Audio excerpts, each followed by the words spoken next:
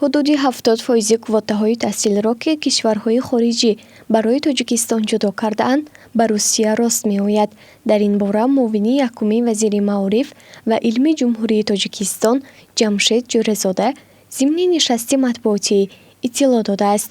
Ба гуфтаи муовини вазири Маориф, соли таҳсилии гузашта Тоҷикистон беш аз 1300 квота барои таҳсили донишҷӯён дар хориҷаро дастрас кардааст, ки 902 ададашро Русия ҷудо кардааст.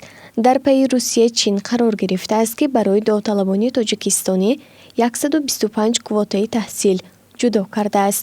Ҳамчунин Қазоқистон 100 квотаи таҳсил, Туркия 50 адад, Малайзия 30 адад барои Тоҷикистон ҷудо намудааст.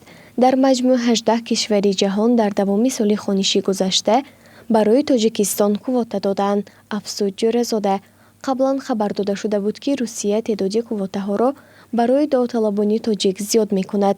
Аз ҷумла гуфта шуда буд, ки ҷойҳои ройгон барои соли таҳсилии 2023-2024 барои шаҳрвандони ҷумҳурӣ ба 1000 мерасад. Бар асоси омори расмӣ дар муассисаҳои олии таълимии Русия беш аз 35 000 донишҷӯ ва аспирантҳои тоҷик таҳсил доранд. Таъкид шудааст, ки ин омор ҳама шаклҳои таҳсил ва донишҷӯёни филиалҳои донишгоҳҳои Русия дар хориҷа ва созмонҳои муштараки таълимиро фаро мегирад. Дар ин бора Спутник Тоҷикистон иттилоъ медиҳад.